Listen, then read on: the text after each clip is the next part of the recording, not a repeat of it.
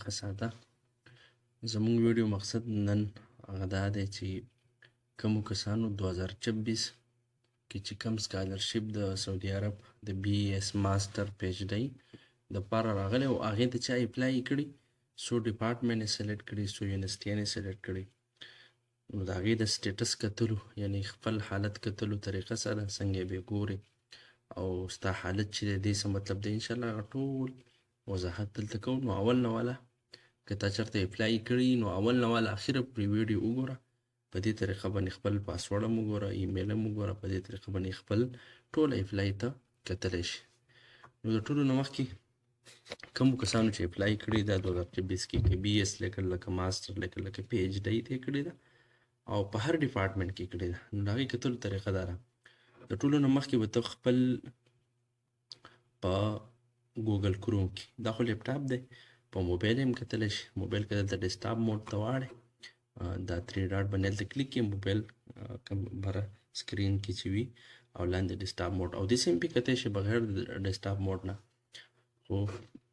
ټول نه مخکې به ګوګل کروم کې ولیکي سټډي اینډ سعودي یا به ولیکي ادرسو فی سعودیه. نو کله نه کله پخوانی لینک کولاویږي، یعنې پروس کال چې کوم لینک و تېر کال، او کله نه کله داسې چې دا خپل لینک او لینک ته به ګورې چې کله داسې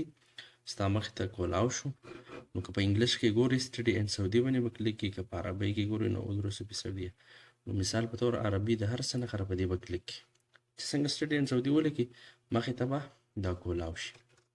چې دا کولاو شي دلته بیا ټول معلومات هغه پراته دي. موبایل کې به خپل وګورئ سایټ کې کوم چې لیکلي دي تسجیل الدخول، په دې به کلیک کړي. چې په دې تسجیل الدخول باندې کله کلیک کړي نو دلته به ستا مخې ته کولاو شي البرید الالکترونیه او دغه شانتي کلمة المرور. البرید الالکترونیه کې یعنې ستا یوزر نیم، په دې کې به هغه ایمیل واچې چې په کوم ایمیل باندې تا اپلای کړې ده او ښه به ورته وګورې څه غلطي به پکې نه کړي. او کلمة المرور نه مراد پاسورډ دی. په دې کې به هغه پاسورډ واچې چې کله تا له چا اپلای کړي یا تا په خپله اپلای کړي او اپلای دپاره کم اکاونټ جوړاوه، ځکه چې کله اپلای کړې هغې نه مخکې به اپلای له یو اکاونټ په دې ویبسایټ باندې جوړی. نو تا له چا اکاونټ جوړ کړی او هغه وخت کې کم پاسورډ تا ته ورکړی نو هغه پاسورډ به دلته ورکړي، او یا تا په خپله کړي یا درته بل چا کړي هغه به تا ته خامخا دا پاسورډ درلیږلی. دلته به هغه پاسورډ واچي. بعضې ملګري اکثر رالګي دې ځای کې د ایمیل چې کوم پاسورډ یې هغه اچوي، د چې کوم ځان ایمیل جوړ کړی او هغه موبایل کې کوم پاسورډ یې هغه اچوي نو هغه دلته اچوي، بیا دلته تسجیل دخول باندې کلیک کړي نو دلته غلطي راسي. نو بیا دې کې مسله دا ده چې دې کې 2-3 پیره غلطي وکړي نو ستا اکاونټ دلته بیا بلاک کېږي. نو بیا به ته ایمیل فارګېټ کړې، نو دلته به هغه پاسورډ اچوي چې کله تا له چا اپلای کړي کوم پاسورډ یې ورکړی. که مونږ چاته اپلای کړي موږ ورته پاسورډ لیږلی دی، هغه میسج اوږد کوم چې میسج هغه کې لیکلی چې آپ کا اپلائی یعنی جامعہ اسلامیہ وغیرہ دیگر یونیورسٹی میں کامیابی سے جو هغه الفاظ مونږ لیکلي، بیا هلته لاندې آپ کا ایمیل، آپ کا یوزر نیم یعنی اسم المستخدم، هلته ایمیل بیا آپ کا پاسورډ هلته لیکلی شوی نو هغه پاسورډ به دلته اچوي. که بالفرض بیا هم نه ولیږي غلطي پکې نو په اسانه سره فارګېټ کېږي. په دې کې لاندې لیکلي حل نسیت کلمة المرور، نو په دې به کلیک کړي چې تا ته پاسورډ کله نه معلوم. چې کله په دې باندې کلیک کړي نو مخې ته به دا کولاو شي، دلته راشي. نو دلته به بېرته هغه ایمیل ولیکي د هغه صورت کې چې کله تا ته پاسورډ نه معلوم. نو دې ځای کې به خپل ایمیل ولیکي، لاندې په ارسال به کلیک کړي، مثال په طور کوم ایمیل هغه به ولیکي، په ارسال به کلیک کړي نو ستا ایمیل ته به میسج راشي. هلته به یې لیکلي اعادة التعیین کلمة المرور. نو هغه ځای کې به ته هلته خپل طبیعت پاسورډ واچې، خو ایډ چې کوم نشان دی دا زه تاسو ته ښیم، دا نشان به خامخا لکه دا د ایډ نشان به خامخا په پاسورډ کې ورکړې، بیا پاسورډ نه چې دا پکې نه ورکړې، دا ورکړې مثال په طور خپل نوم ورکړه 1 2 3 ایډ ورکړه دغه پاسورډ، نو دا به پکې ورکړې. بس دا به ارسال به کلیک کړي، ستا ایمیل ته به میسج لاړ چې هلته اعاده کلمة المرور بیا تاکید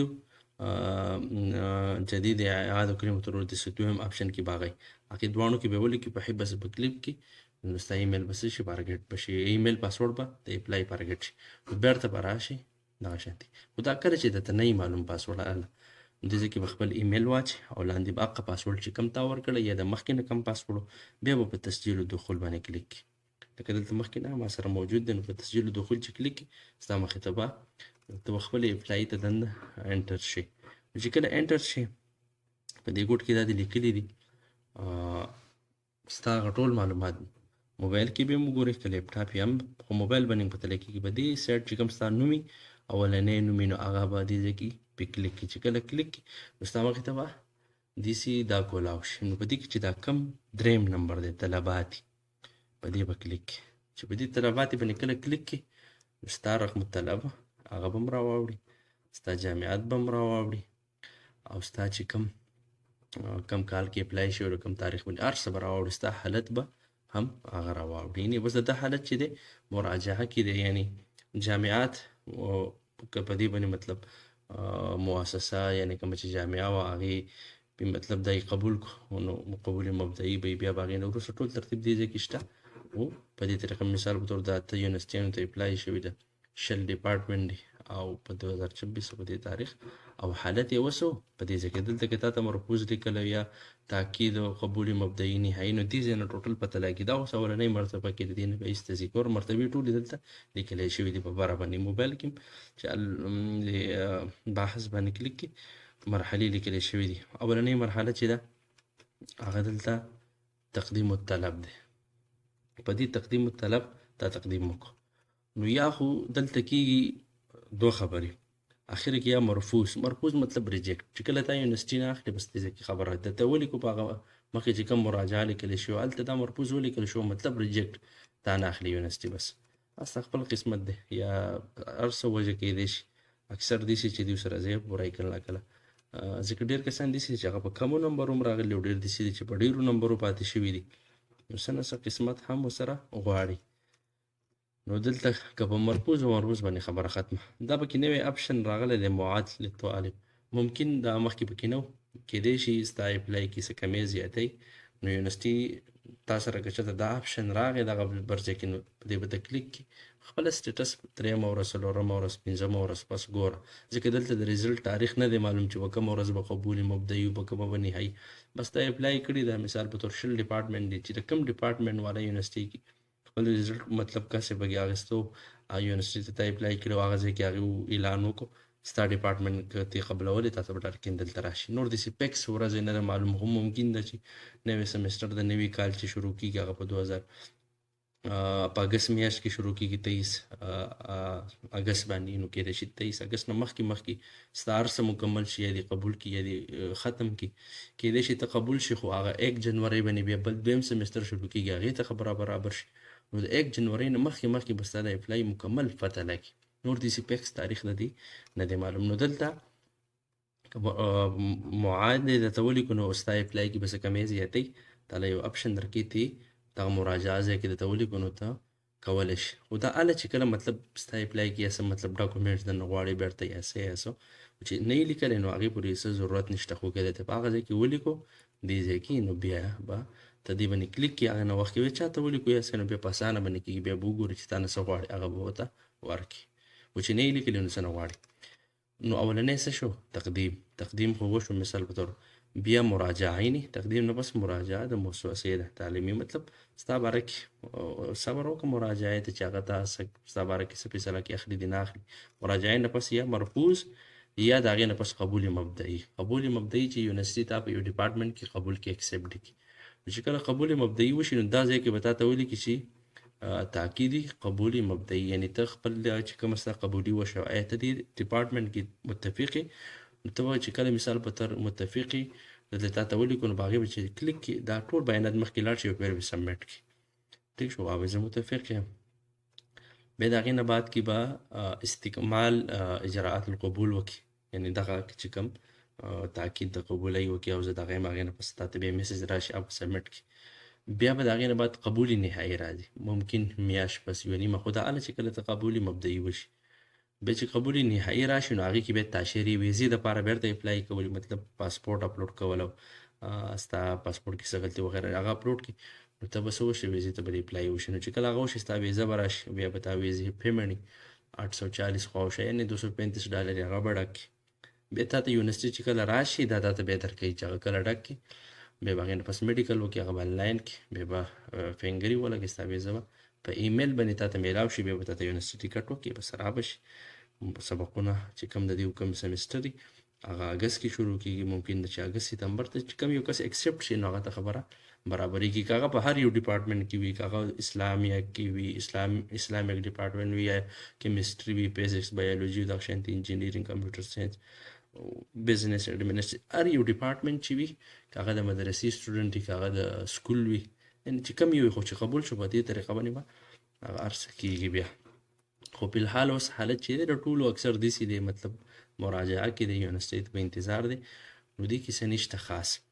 نو بس دې طریقه باندې ته خپل اپلای